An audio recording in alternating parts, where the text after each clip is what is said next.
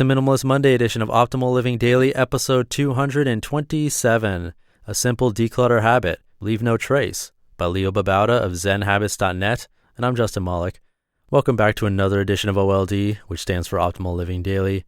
And that's the podcast where I find really awesome blogs on personal development, productivity, minimalism, and more, and I read them to you so that you don't have to stare at a screen for hours at a time.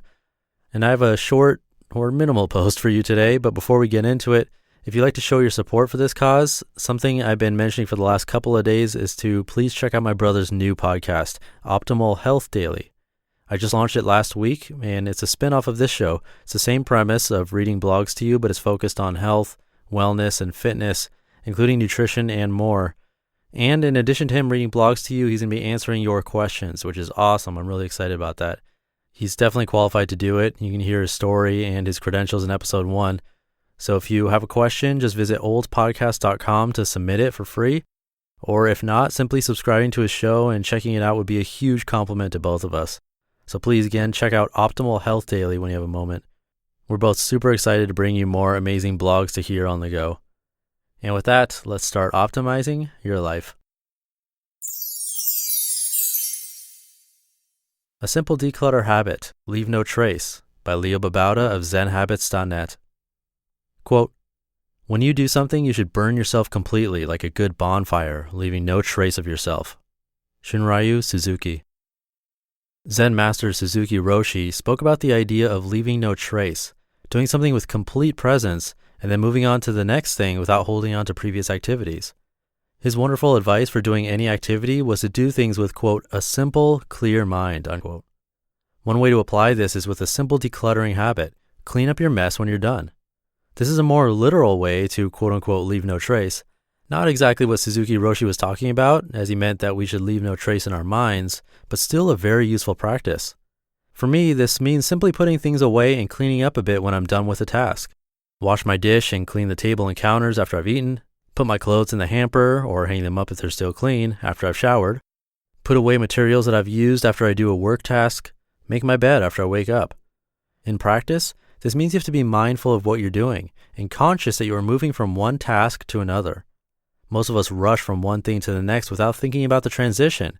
But when you're done with one thing, this is a good time to appreciate the space between things, to breathe and notice if you're staying present, and to clean up your mess instead of leaving a mess as you traipse through life. The effects of this simple habit are incredible. Number 1, you don't leave a huge mess to clean up later. Number 2, things are clear, which helps give you peace of mind. Number 3, your life doesn't become cluttered because as you're putting things away, you decide whether it's worth keeping in your life. Number 4, you take time to pause between tasks, taking assessment of how you've been doing and what you really want to do next. I truly love the leave no trace habit. Here's how to form it. How to form the habit. If you'd like to form this leave no trace habit, here's what I'd recommend. Number 1, put little reminders where you'll see them. A note on your desk, a little flower on your countertop, for example. These can serve to help you remember to clean up after yourself. Number 2, for the first day, put all your focus on noticing when you're done with a task, whether it's a work task or a personal one. Number 3, when you notice you're done with a task, pause.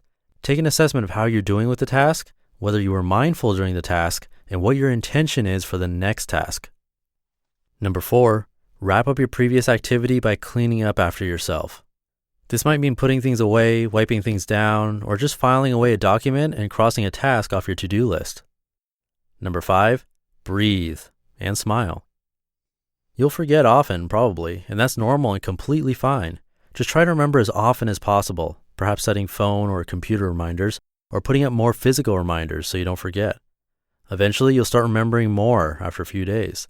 You'll get better and better at the habit, and in the process, learn a lot about habits and mindfulness. You just listened to the post titled A Simple Declutter Habit, Leave No Trace by Babauta of Zen Habits.net. A nice and short post for Minimalist Monday. And speaking of minimalism, I'm giving away a book by The Minimalist in exactly 1 week to a random person on my mailing list. It's totally free to be a part of that. You're entered to win a book every month, if not more. And you get free spreadsheets from me. Just come by oldpodcast.com to be a part of it. And while you're there, if you have a question for a doctor, dietitian, nutritionist, and personal trainer, Any question related to health and fitness, it'd be awesome if you asked there on the site, oldpodcast.com. My brother's answering questions on his new podcast, Optimal Health Daily, which is a spinoff of this show, and we could use more questions. So again, for all of that, to send in a question for free and be part of the OLD family to be entered into book drawings and more, come by oldpodcast.com. Simple as that. That's it for today. Have a great start to your week, and I'll see you tomorrow where your optimal life awaits. Hey, this is Dan from the Optimal Finance Daily podcast, which is a lot like this show, except more focused on personal finance. Justin handpicks the best posts he can find from blogs and authors like Ramit Sethi, Mr. Money Mustache, and more, and I read them to you 5 days a week. So if you enjoy this podcast, come on over and subscribe to Optimal Finance Daily too. And together, we'll optimize your financial life. You've been listening to Optimal Living Daily. Be sure to hit the subscribe button to stay up to date on each new episode, and head to oldpodcast.com. That's oldpodcast.com for a free gift, as well as more actionable tips and resources to help you maximize your potential. Thanks for joining us, and remember, your optimal life awaits.